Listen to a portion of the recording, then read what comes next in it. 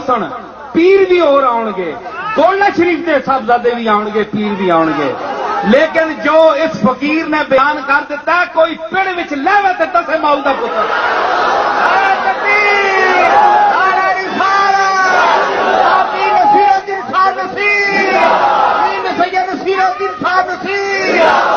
ਨਜ਼ਰ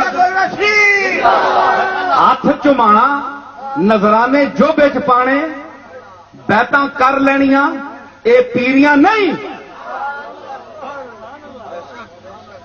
لنگر غوث پاک کا گولے شریف میں دال روٹی نہیں ہے، یہ لنگر ہے جو نصیر الدین آپ کو آج کھلا رہا ہے۔ پیر میر شاہ کا یہ لنگر ہے جو میں آپ کو پیش کر رہا ہوں۔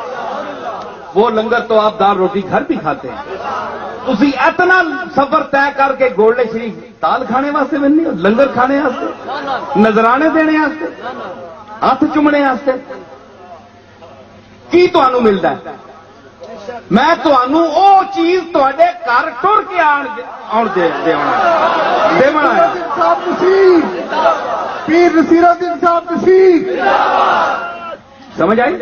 ایتھے میں ٹر کے آیا تانوں کھلانے واسطے لنگر۔ اے لنگر نے صوفیاء دا اور اے پراپرٹیاں تے جائیداداں تے موٹراں کاراں تے جاہو حشم ایک کوئی شے نہیں۔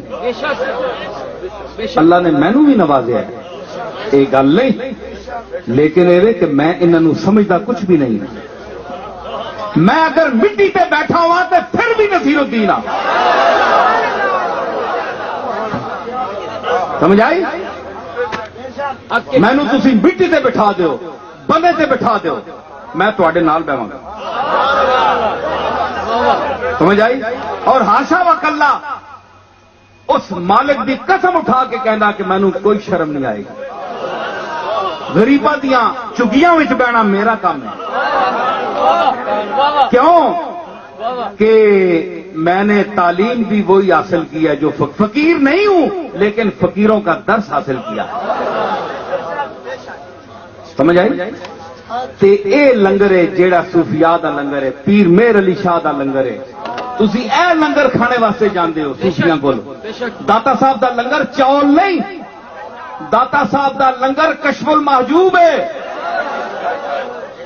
جو آپ نے توحید دا درس دیتا ہے، جو رسالت دا درس دیتا ہے، جو مقام تزکیہ نفس بیان کیا ہے اور جو زہد و تقوی کے مقامات بیان کیے ہیں، ان کو سمجھنا، ان پر عمل کرنا، یہ ان کا خاصان خدا کا لنگر ہے۔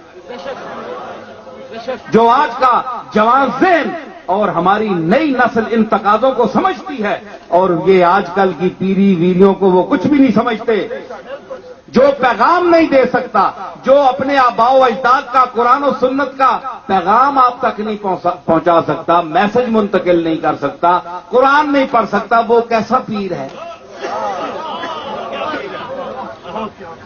دلوں میں رگوں میں دوڑتے پھرنے کے ہم نہیں قائل، رگوں میں دوڑتے پھرنے کے ہم نہیں قائل، جو آنکھ ہی سے نہ ٹپکا تو پھر لہو کیا ہے؟